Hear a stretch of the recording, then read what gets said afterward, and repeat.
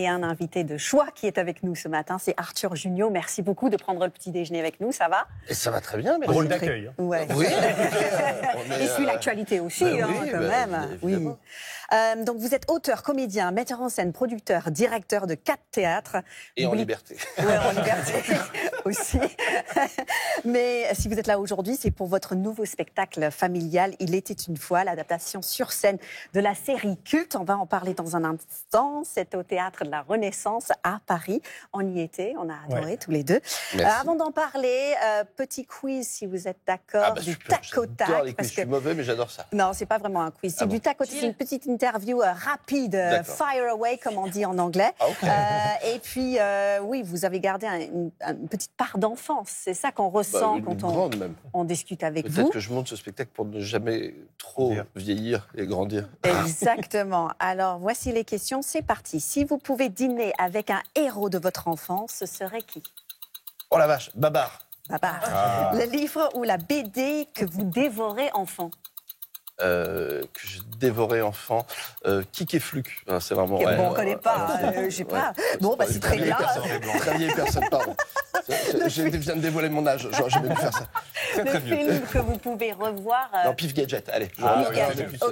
Le film que vous pouvez revoir 1000 fois. Piège de cristal. Ok. Le générique du dessin animé que vous chantez à tue-tête. Denver, le dernier dinosaure. Ah ouais, le jouet dont vous rêvez absolument. Le jouet. Encore ouais. Une petite statuette d'Astro Boy. Ah, pas mal. L'objet de votre enfance que vous avez toujours gardé avec vous? Mon âme d'enfant. Ah, c'est bien. À l'école, vous étiez plutôt bon élève ou... Joker. Non, j'étais complètement un cancre, mais sympathique. Il m'aimait bien quand même. Je me débrouillais. Et à la récré, vous étiez plutôt chef de bande ou dernier choisi? Je pense que je rêvais être chef de bande et je me débrouillais pour être pas trop le dernier choisi. C'est pas mal. Arthur Junio, un cancre sympathique qui a gardé son âme d'enfant. On la retrouve, cette âme, dans votre nouveau spectacle. Il était une fois. Bande annonce.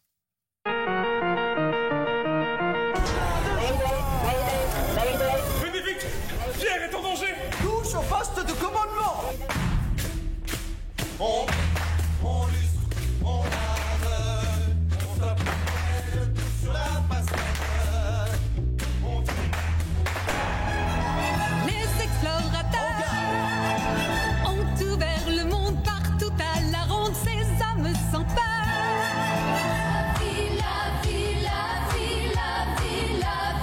Merci beaucoup, monsieur. Comment vous appelez-vous? Maestro, l'infini des prairies bleues du ciel découvert comme un grand livre ouvert et la terre. Les aventures de Maestro et ses amis. Vous regardiez le dessin animé, je suppose, quand vous étiez petit. Évidemment. Évidemment. Et ce qui est intéressant, c'est que moi, ma génération, c'est vraiment Il était une fois la vie, mais mon associé, c'était Il était une fois l'espace, des camarades, c'était Il était une fois les explorateurs. Enfin voilà, donc il y a eu plein de générations, et puis ça se mélange, et on a pris tous les personnages, on a créé une histoire originale avec Hélène Barrier, qui est la gardienne du temple, qui s'occupe de Procidis, qui est la société qui gère Maestro, et on a créé une histoire originale avec ces personnages-là. Comment on s'y prend? Parce qu'on se dit que c'est un tel monument. Je regardais les chiffres, donc 50 ans, ça existe. Elle a été diffusée dans une centaine de pays. C'est... C'est pas un peu vertigineux quand on se dit, mais on prend par quel bout? Il y a tellement d'histoires qu'on pourrait raconter. Ah si, c'est assez vertigineux. Mais on essaie de pas se dire, on va prendre du plaisir, on va s'amuser. Et puis l'idée, c'est de se dire, on va faire un vrai spectacle pour tout le monde, pour les petits, mais aussi pour les grands, pour que les adultes s'amusent, et faire un vrai spectacle familial. Et l'idée, c'était vraiment d'arriver à mélanger tout ça pour que ça soit éclectique, que ça soit extrêmement ludique, et qu'en même temps, on sorte en se disant « Ah tiens, on a appris 2-3 trucs qui étaient l'ADN de cette série-là ». Et donc après, l'avantage de la scène, c'est qu'on rajoute des combats d'épée, des chorégraphies incroyables. Et c'est ça qui est génial. C'est un spectacle pour les petits et pour les grands. Je vous cache pas que j'y suis allé dimanche sans enfants. Je me suis dit, je suis dans une dimension parallèle. Quand même. Il y avait beaucoup d'enfants dans la salle, et moi je me suis amusé, mais comme un fou, avec, c'est vrai, de l'escrime, avec des claquettes, ça chante, ça danse, de la magie, des acrobaties. On a même fait de l'origami. Eh oui. de l'origami avec cet oiseau, alors qui, moi, n'a pas volé très très bien. Non, mais c'est pas le but. C'est pas le but. Mais c'est ça qui est génial, c'est que la salle participe tout à fait au spectacle, les enfants comme les grands d'ailleurs. Oui, bah bon, après c'est un peu mon ADN, mais j'aime les spectacles interactifs et surtout, moi j'ai une peur panique de l'ennui et c'est pour ça que je regarde tout le temps votre émission. Et donc il faut qu'il y ait des surprises tout le temps pour les grands, pour les petits. Il y a des moments où ils doivent pas participer, des moments où justement on arrête tout et tout le monde fait des origamis, la salle les jette, tout le monde chante des bruits d'oiseaux et tout d'un coup on se concentre, on a peur, on est dans le suspense. Enfin voilà, c'est les changements de rythme moi qui m'intéressent. C'est spécial avec les enfants parce que quand ils rient, mais fois 100, quoi.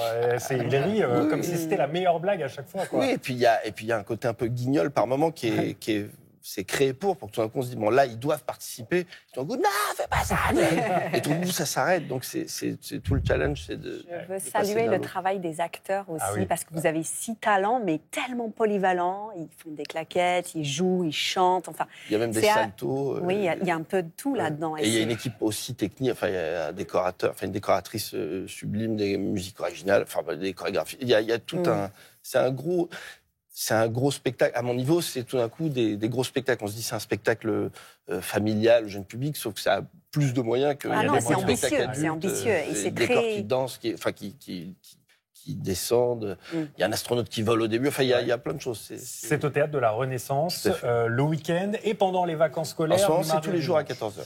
Mathilde, vous êtes plongée dans le parcours et les archives de notre invité. Oui, et en préparant cette émission, je me suis rendu compte qu'en fait, vous êtes montée sur les planches hyper tôt, mais vraiment très très tôt. Est-ce qu'il est vrai que votre première apparition, c'est dans ça?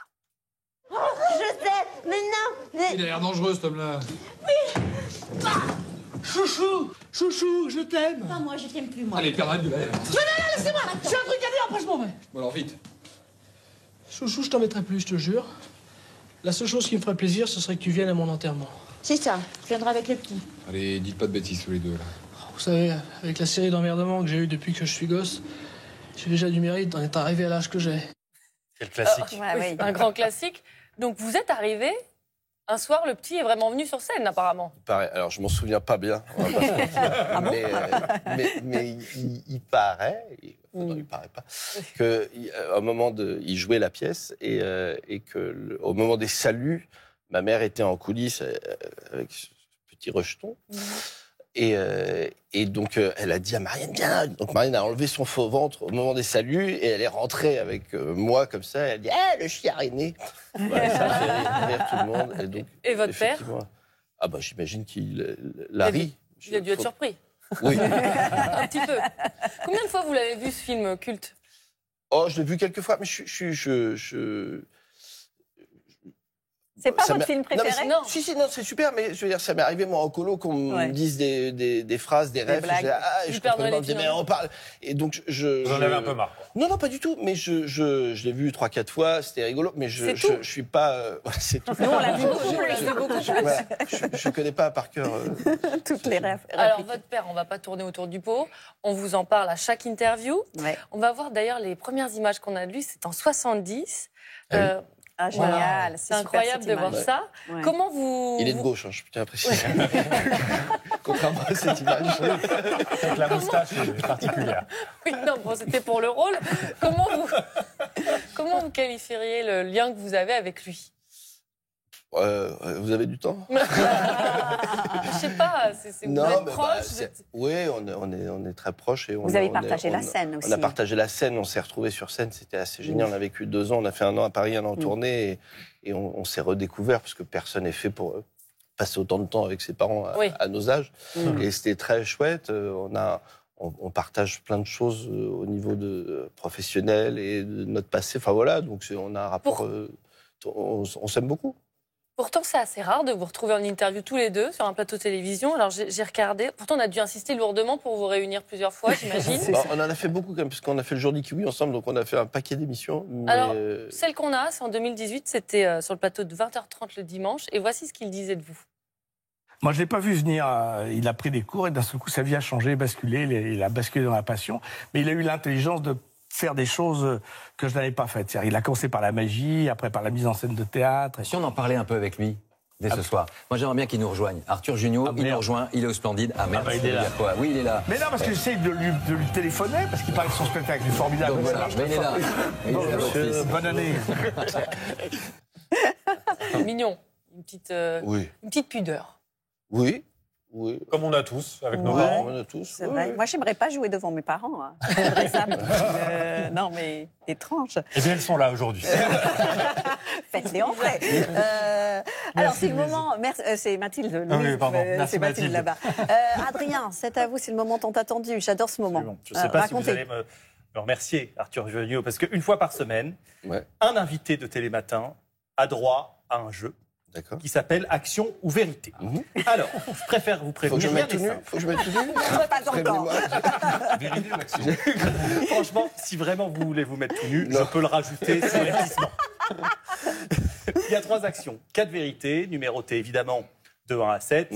Vous avez donc compris qu'il faut me donner un numéro entre 1 et 7. Ouais. Alors, je vous écoute. 4. 4. Bien. Ah, c'est pas mal. C'est pas mal. Mais il faut être honnête, hein. Il faut être honnête. Eh oui. Ouais. Vous pouvez lire à haute voix la question. C'est une Dans la troupe vérité. du Splendide, qui est le plus sympa pour de vrai? Bon. Le joker, vous l'avez. Non, il n'y a pas de joker. C'est mon papa, bien sûr.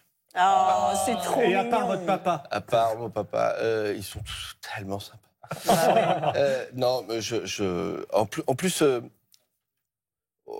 moi en fait le Splendide s'est séparé en 81, et c'est quand je suis né, donc en fait il n'était pas là. C'est des tontons, non mais c'est des tontons de cœur, etc. Okay. Et mais j'ai pas grandi avec lui. Allez, un autre numéro. Le 4 étant déjà parti. Donc, Bien sûr. Le 7. J'aime bien le ces 7. chiffres, le 7. Oh là là là. Oh là là là. Oh là là. Oh là là. Oh là là. Il va faire mal celui-là. Je crois. À haute voix. Révélez-nous un secret que vous n'avez jamais osé dire sur un plateau télé.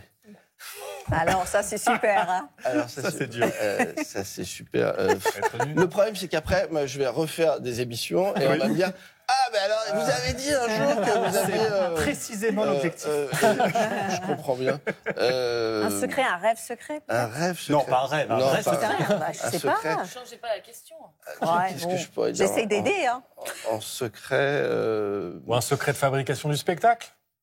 Ouais, qu'est-ce que je peux... Non, j'ai eu un jour, après le Covid, je jouais un spectacle qui s'appelait Moi Papa, et on n'avait pas joué depuis 2 ans, et je suis arrivé sur scène, et j'ai eu un trou, mais quand j'ai eu un trou, c'est-à-dire monstrueux, c'est-à-dire où j'ai vraiment arrêté le spectacle, j'ai dit, bon, j'étais un seul en scène, en plus, donc vraiment... Vous avez arrêté le spectacle? Oui, j'ai arrêté le spectacle. Ah oui, en fait, je suis commencé, il y avait une vidéo, je rentrais, je commençais à parler et je me suis rendu compte que j'avais sauté 7 pages de texte. Et je cherchais à comment revenir. J'étais comme ça, je disais, comment je vais y arriver? Et je réfléchis. Et à un moment, j'ai dit, bon, stop, on va arrêter, Tom. Et j'ai fait croire, j'ai dit à la salle, je suis désolé, je suis hyper ému, parce qu'il y a le Covid, j'ai pas joué depuis 2 ans, je suis dans une émotion, donc on va recommencer tout de suite, machin. Ils ont été là, ouais, vas-y, le Covid, c'est bien, la culture, tout ça. Et pas du tout, j'étais juste complètement perdu. Et je suis re-rentré sur scène et j'ai re-eu le trou parce qu'en fait, j'avais peur. J'allais dire, il y a le blocage qui reste. Donc j'ai fait et donc j'ai fait une espèce de pirouette. Ils m'ont cru à moitié et j'ai dit ok, je vais le faire avec le texte. J'ai commencé à lire la première page. J'ai dit mais non, j'en ai pas besoin. Et je suis reparti. Et ces gens pensaient vraiment que c'était fait exprès. Pas du tout. Pas du tout. Alors si vous étiez dans la salle, quand on cherche, on les a les secrets. Une autre carte? La 2. La 2. Le 2 de cœur. Ah non, c'est pas une carte à jouer. C'est la dernière. Encore, c'est la dernière. Vous choisissez que des exercices qui vous poussent à une très grande honnêteté. Quelle est la pire chose que vous regrettez d'avoir faite ou dites? J'ai plein de vannes qui viennent. Mais, la précédente. Il va peut-être être sauvé par le gong. La pire chose, cette émission. Votre chronique. Ça, c'est une bonne vanne. Il y avait des choses rigolotes à faire ou pas? Oui, il y avait un truc très rigolo. Ça, j'aurais bien aimé que vous fassiez. C'est vrai, c'était quoi? Merci. Vous avez écrit Denver, vous nous chantez le générique culte. Ouais. Denver, le dernier dinosaure, c'est mon ami et bien plus encore. Évidemment. Voilà, merci Arthur d'avoir joué le jeu. Il est formidable. Et le spectacle est très chouette. Théâtre de la Renaissance à Paris. Ça s'appelle Il était une fois. Vous pouvez y aller en famille, si vous êtes en vacances ou bien le week-end. On a beaucoup aimé avec Samuel. Merci Arthur. Merci. Il y avait une photo de Renaud qui est apparue. Oui, vous reviendrez. Le bouquin est formidable. Je fais sa promo. Il fait la promo pour les copains aussi, c'est sympa. Le bouquin est dément.